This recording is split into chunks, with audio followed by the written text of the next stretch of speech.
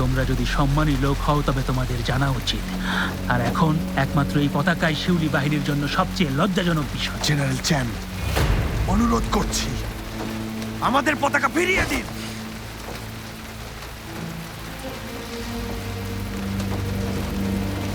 আপনার সীমা অতিক্রম না করাই ভালো।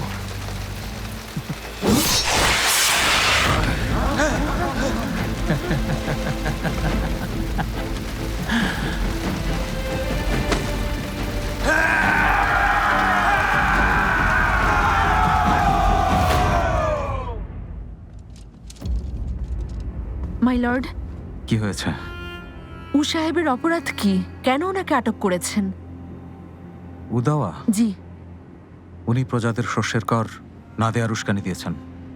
এটা কি গুরুতর অপরাধ না? এবছর বন্যা হয়েছে, কৃষকেরা অন্য বছরের মতো ফসল পায়নি। উনি তো এই কথা আমাকে আগে জানাননি। প্রজাদের উস্কানি দিয়েছেন, এটা আমি কিভাবে মেনে নেব? মাই ওই যখন ইয়ানে আপনার পরিবারকে নিশ্চিহ্ন করতে আসে তখন উনি প্রতিরোধ করেছিলেন।